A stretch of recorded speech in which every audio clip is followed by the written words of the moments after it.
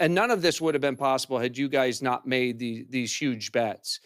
With all that said, OpenAI's revenues are still a reported $13 billion in 2025. And Sam, on your live stream this week, you talked about this massive commitment to compute, right? 1.4 trillion over the next 4 or 5 years with, big commitments, 500 million to NVIDIA, 300 million to AMD and Oracle, 250 billion to Azure.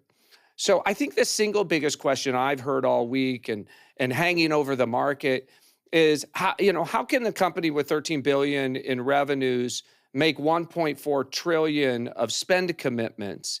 And you've heard the criticism, First of Sam. all, we're doing well more revenue than that. Second of all, Brad, if you want to sell your shares, I'll find you a buyer. I just enough. People are.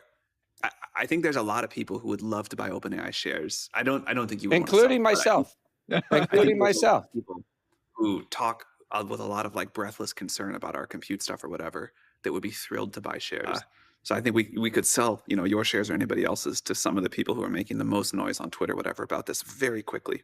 We do plan for revenue to grow steeply. Revenue is growing steeply. We are taking a forward bet that it's going to continue to grow, and that not only will ChatGPT keep growing, but we will be able to become one of the important AI clouds, that our consumer device business will be a significant and important thing, that AI that can automate science will create huge value.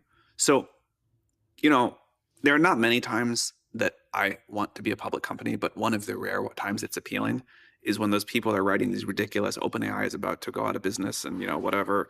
I would love to tell them they could just short the stock, and I would love to see them get burned on that.